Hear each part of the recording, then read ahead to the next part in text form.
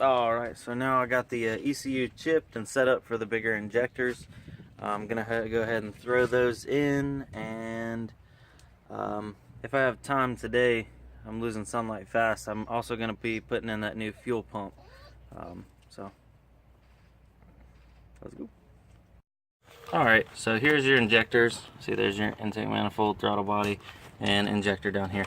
Normally you would want to take these metal clips off all the way on both sides, but I'm putting new injectors and the new ones have different plugs.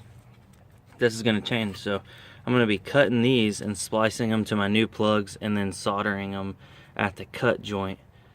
So I really don't need to even worry about taking those off because I'm just going to cut them, but I'm going to leave enough room extra so I could always splice them back. But yeah, that may just save you some time or something. But also, what's really holding the rail down, you'll have to pop these right there loose, boom, boom, and then there's one right here holding it down, and is that it? Huh. Oh, one right there. So 1, 2, 3, and then these two, and just start tugging on that fuel rail, get those injectors popped out of there. If they've been in there for a really long time, the rubber will be kind of seized, and it'll take some yanking and some tugging, but they will come out. My mistake, you actually don't have to take these two off. You only have to take the, let's see here, if you can see down there, that one below my finger, that one, and that one, and then you can grab onto the rail and try to wiggle it up. Oh, it came out right there. And let's try to wiggle on this other side. Oh, there it is right there. Okay, so now that you got them up, we're going to be pulling the injector down out of the rail, out of the fuel rail. And they should just come right off, and I'll show you what to do after that. Injector will pull out like that. Some grass will drain down, and boom, there's an injector right there. So I'm going to be clipping that here in a minute, and I'm going to pop the other ones out, and then I'll show you what we need to do about the seals, because the seal came off of, wait, did it? No, maybe it didn't. Okay, it didn't. The seal came off of the other one, and see how it's still stuck right there? Well, we need to get that off because the new injectors have new seals, and if you double up on the seals, it just won't go back together right. So I'm going to pull the rest of these out, and then clean up the area, pull out the seals, and then clean out each of the ports where the injectors sit, and I'll show you how the new injectors are going to go in. It's basically the opposite of... Alright, now I have the new injectors. It's a good idea to put a little bit of oil on the seal, the O-ring up here, and that way it'll just slide up in there easier. But what I like to do is to slide the top part into the actual rail, so get them all into the rail, and then push the rail down and push them down into the actual ports, if that makes sense. So I'll get it close to being ready, and if you are doing it the cheap soldering way, there is another way. You can actually buy clips that plug right into the stock ones and then convert it over, but that costs money, and this is a budget build, and so we can't be spending money. We gotta keep it budget minded, so we're just gonna use what we have. And alright, like I was talking about earlier, I put them all into the rail, and then now you can just slip it down into the actual port holes, and you push it down, and it should line up with the studs down here to actually tighten the rail back down. So once you get it on there, then you can put those nuts on there, tighten it down, and you are one step closer to having some boost. Alright, we're back. I got all the injector wires stripped off and getting ready to be spliced into the new clips. Well, new used clips. So I'm getting ready to go ahead and throw those on, and then I'll plug the injectors in and we'll test it out.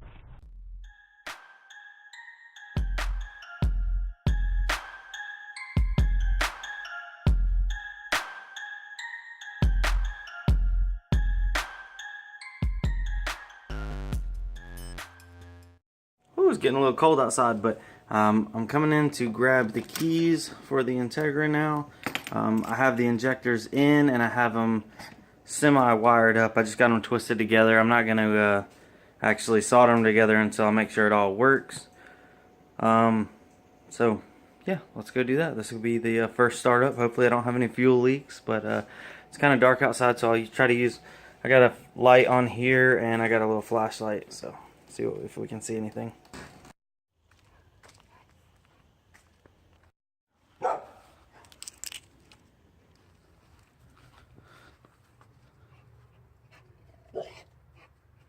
There they are right there.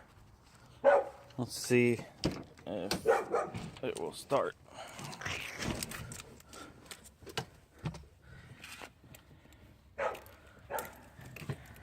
Hey Joe, if you want to, can you watch those fuel injectors and see if I got any fuel leaks? What am I looking for? Any fuel or stuff squirting out, okay? You see anything? Hold on a minute. Hold on. I don't think I'm seeing anything. I'm priming it. Tell me where I should be looking at for fuel to be coming out. You Right, want me to right. turn the switch? No, I got it right in here. I just primed it a couple times. If it'll be leaking, it'll be leaking like right Okay. here, right here, right here, I right got here. you. I don't think we got any leaks, but if I it would. smell it. Yeah, well, when I pulled the rail off, it leaked some onto the ground already. So there was raw fuel right there, but let's see.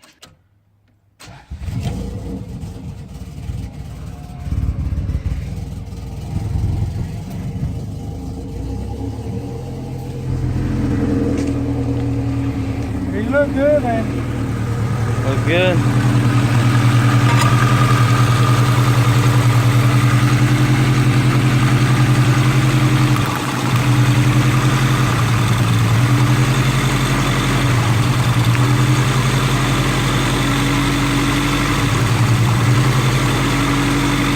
Alright, we're hitting on all cylinders now.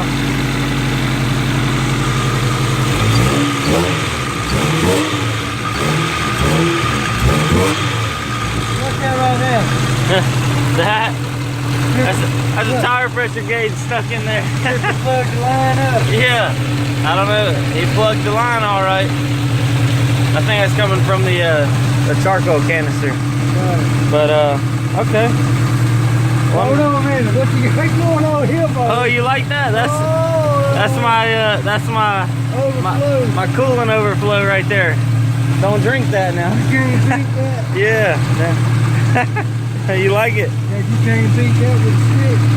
All right, let's see if it. I'm gonna cut it off and see if it starts a little bit better. Now that it's got fuel in the system. Ugh.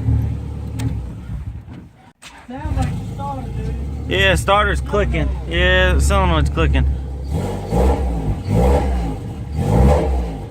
Well, it's a little rough. It may need a little bit of work on the ECU side, but it seems to idle a whole lot better and it's a lot snappier than what it was before. I'm gonna pull that plug out real quick and see if it's wet here in a second. I'm gonna let it warm up, and the most important thing after you change your injectors is you gotta check to make sure you ain't got no fuel leaks, because fuel leaks will catch on fire and they will kill you. So if you ain't got no fuel leaks, you should be good. Is it recording? Yeah, it's recording right there. So, pull this out real quick. Yeah, at least it's time to go inside.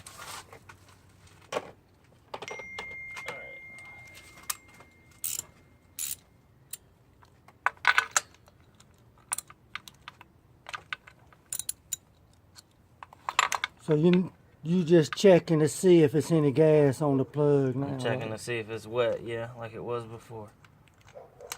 Cause that thing was like super wet. Is that the cylinder that it was wet on? Yeah. Oh no, it's a little wet, but before, man, it was dripping. It was dripping all over right here. All right.